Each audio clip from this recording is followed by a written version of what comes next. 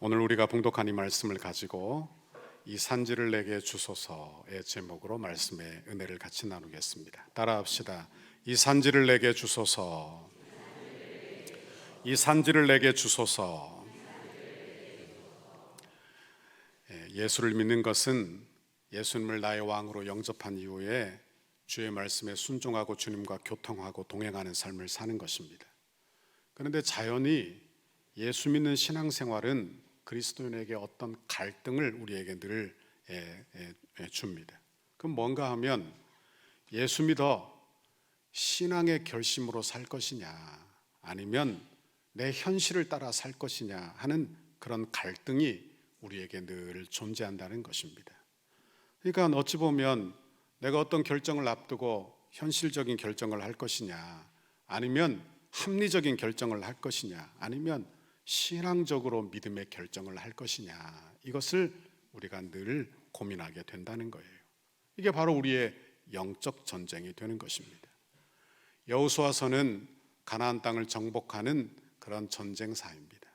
그런데 이것은요, 우리의 영적 전쟁을 보여주는, 아주 예표하여 보여주는 귀한 말씀이에요. 그래서 오늘 본문을 통해서 저와 여러분이 여호수아가 어떤 결정을 했는가, 우리도 좋은 신앙의 결정을 하는 저와 여러분 모두가 되시기를 간절히 바라는 것입니다. 오늘 본문 여호수아 14장은 두 가지 이야기가 나와요. 하나는 땅 분배하는 이야기, 두 번째는 갈렙의 이야기. 이렇게 두 이야기가 나옵니다. 여러분, 이 이스라엘 백성들이 땅을 분배하는데 어떻게 나누느냐? 공평한 방식으로 나눠요.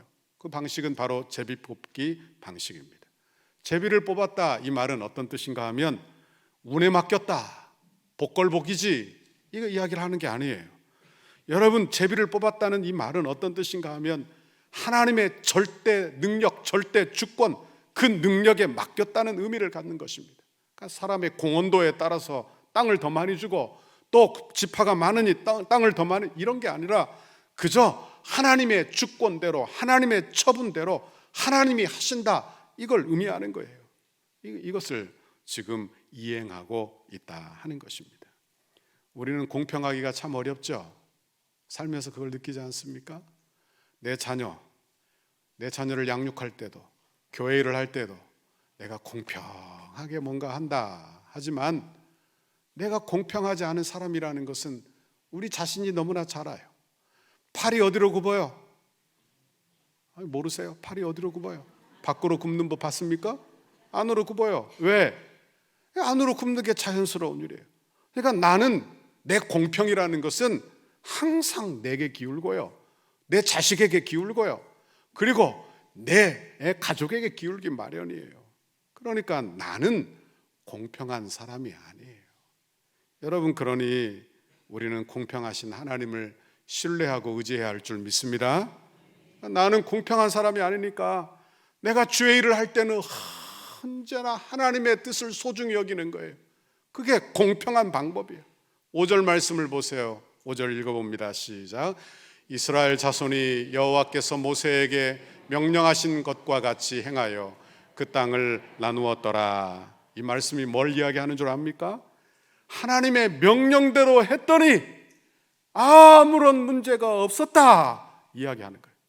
성도는 매사에 이걸 배워야 하는 것입니다.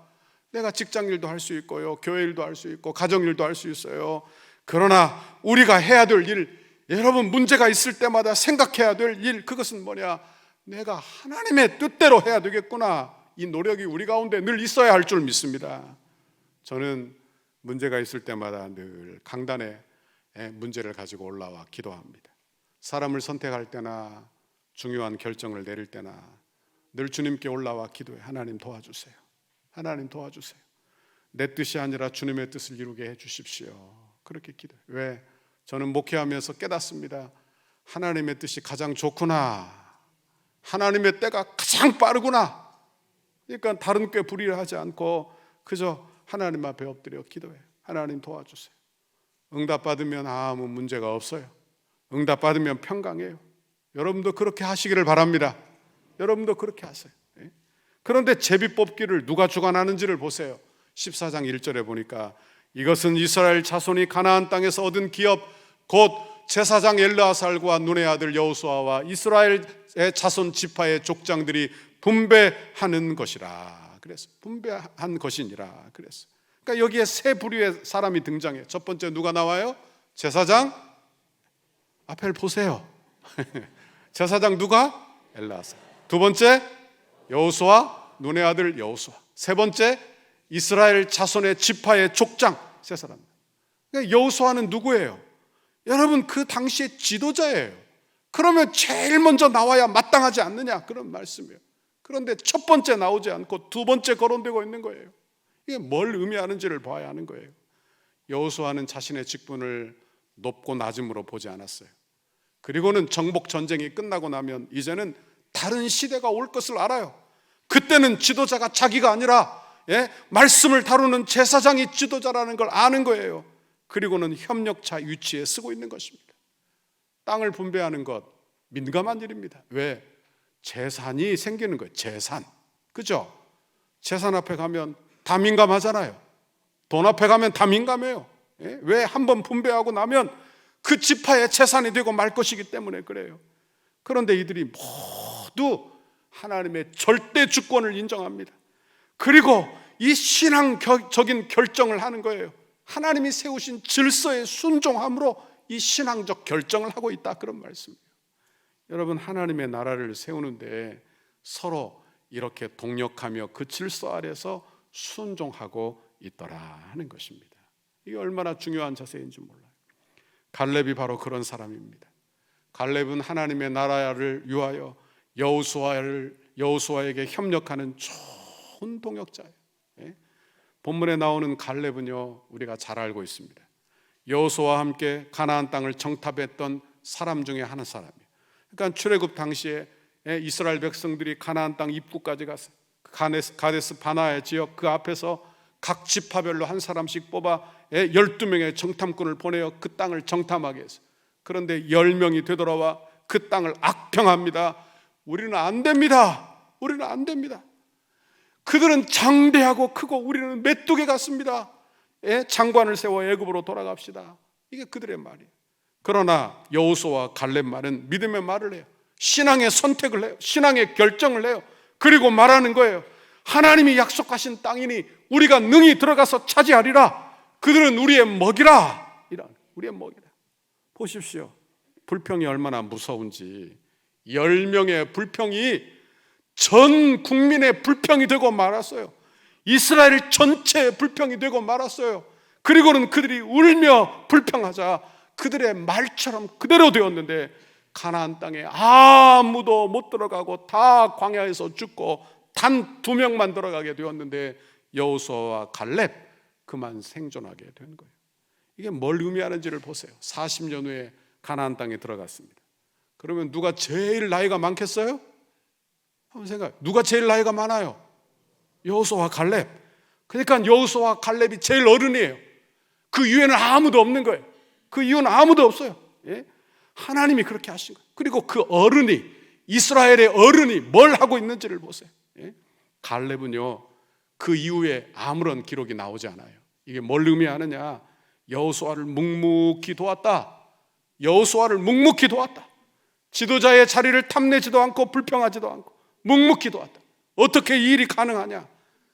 갈렙은요, 하나님의 나라를 높고 낮음의 문제로 보지 않았어요. 하나님의 은혜죠. 하나님의 은혜. 그런데 땅을 분배하는 이 중요한 순간에 갈렙이 딱 등장합니다. 12절에 보니까 이런 말씀이 나옵니다. 12절 띄우세요. 그날에 여호와께서 말씀하신 이 산지를 지금 내게 주소서. 그래요. 어떻게 잘못 들으면요, 내가 원로니까 내 특권이 있으니 내 기득권이 있으니 내 산지를 달라 이렇게 들릴지 모르겠어요. 여러분 제일 나이가 많아요. 그리고 그 중에서도 가나안 땅을 정탐한 사람이, 믿음으로 순종한 사람이, 그러니 어떤 기득권이 있지 않겠습니까? 그러니 그걸 달라 이렇게 들리는 거예요. 그런데 이 말이 절대 아닙니다. 지금 이 산지는 어떤 산지인가 하면 헤브론이에요. 헤브론 산지, 평지가 아니에요. 여러분 좋은 거 달라고 해야죠. 평지를 달라고 하고 여러분 농사 짓기 좋은 땅을 달라 해야 되는데 왜 고지대 산지를 달라 하는가, 그 말이에요. 12절에 이유가 나와요. 당신도 그날에 들으셨거니와 그곳에는 아낙 사람이 있고 그 성읍들은 크고 견고할지라도 여호와께서 나와 함께 하시면 내가 여호와께서 말씀하신 대로 그들을 쫓아내리이다. 그래요. 그 땅에 누가 있습니까? 아낙 자손. 아낙 자손은 누구냐? 15절에 보니까 헤브론의 옛 이름은 기럇 아르바라. 아르바는 아낙 사람들 가운데 가장 큰 사람. 그러니까 헤브론은 어떤 곳인가 하면 최고의 고지대에 있고, 그 중에서도 누가 사느냐? 전투력이 강한 아낙 자손이 살아. 그러니까 아무도 거기 가서 점령할 생각을 안 하는 거예요. 12절에 보니까 그 성읍은 크고 견고해요. 크고 견고해. 그러니까 갈렙은요, 좋은 땅을 요구한 게 아니에요. 아무도 가기 싫어하는 땅, 거인족이 살아서 그 성읍은 점령하기가 어려운 땅, 그 땅을 지금 달라고 하는 것입니다. 갈렙이 눈이 없어서 그랬을까요? 그가 뭘 받길래 그걸 달라고 하는 거예요. 여러분 보십시오.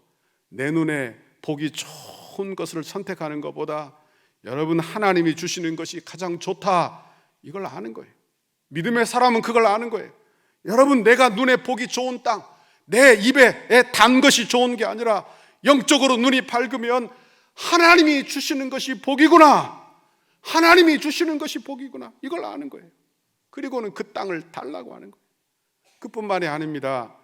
헤브론은요, 이스라엘 역사 중에 정말 귀중한 장소입니다. 왜? 이스라엘 조상 아브라함에게 하나님이 나타나셔서 땅과 자손을 약속하실 그 언약의 첫 번째 장소가 헤브론, 그리고 아브라함의 아내 사레가 죽었을 때 해촉속에게 은 400세겔을 주고 산 유일한 아브라함의 소유가 되는 땅, 그 땅이 바로 헤브론, 그곳에 막벨라 굴이 있는 거예요. 그리고 아브라함도 사라도 그의 아들 이삭도 리브가도 그 다음에 야곱도 그의 아내도 그곳에 차례차례 묻혀있는 그곳이 바로 헤브론이에요. 그러니까 헤브론은요, 그냥 땅이 아니라 약속의 땅, 하나님의 말씀이 있는 곳, 이게 헤브론. 그러니까 갈렙이 지금 어떤 땅을 달라고 하는지, 신앙적 선택을 어떻게 하고 있는지를 잘 보시라 하는 것입니다. 또한 갈렙은 그의 조상 야곱이 유다 족속을 축복한 말씀을 기억했을 것입니다. 창세기 49장 10절 읽습니다. 시작.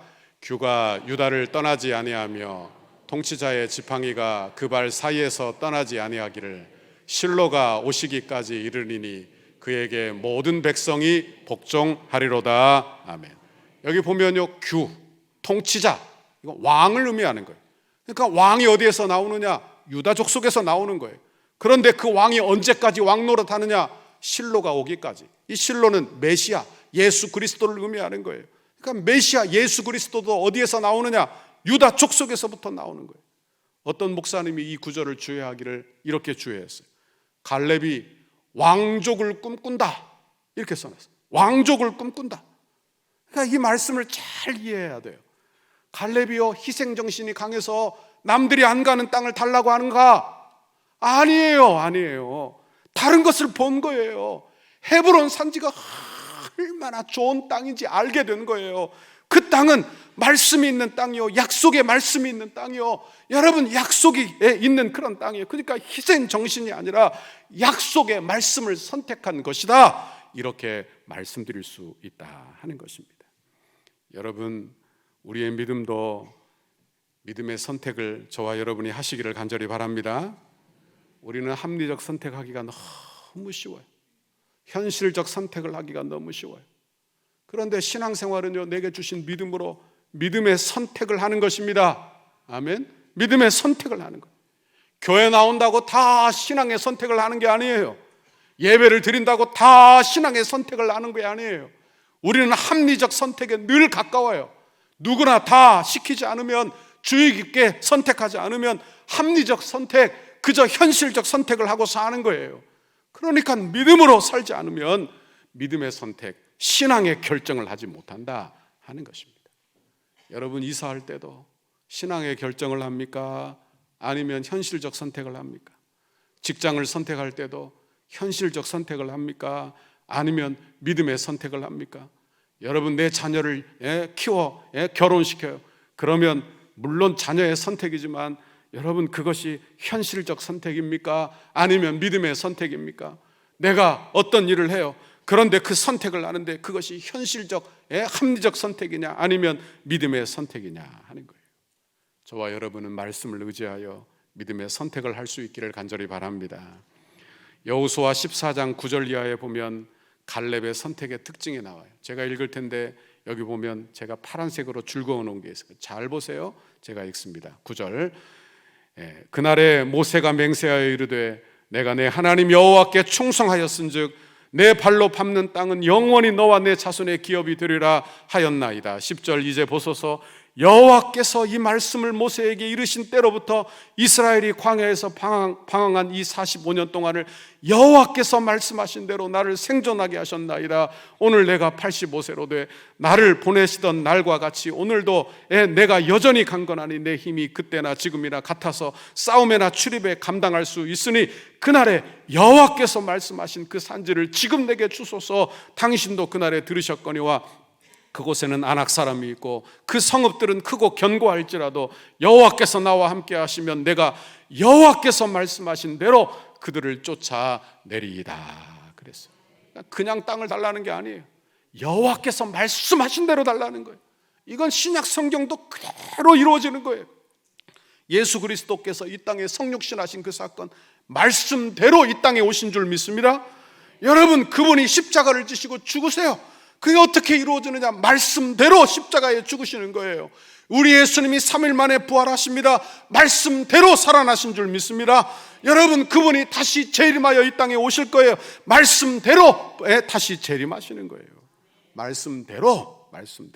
이것이 우리의 신앙생활이에요. 여러분, 갈렙은 또한 어떤 사람이냐? 갈렙은요 10절에 보니까 오늘날 내가 85세로 돼 모세가 나를 보내던 날과 같이 오늘날 오히려 강건하다. 그러니까 이 갈렙은요 60만 건강한 게 아니에요. 60만. 여러분, 누가 건강한 사람입니까? 여러분, 건강한 사람은 나이가 많아도 펄펄해서 그냥 막 뛰어다니는 사람이 건강한 사람이 아니라 그 안에 복음으로 사명이 분명한 사람, 병원에 누워 있어도 그 소망이 분명한 사람, 그가 바로 강건한 사람. 그가 강건한 사람이에요. 고린도후서 4장 16절. 겉사람은 후패하나 우리의 속사람은 날로 새롭도다 그랬어요. 여러분, 청년이라고 다 청년이 아니에요. 여러분, 예수 믿고 사명이 분명한 사람, 소망이 분명한 사람은요 청년으로 사는 거예요. 청년으로 사는 거예요.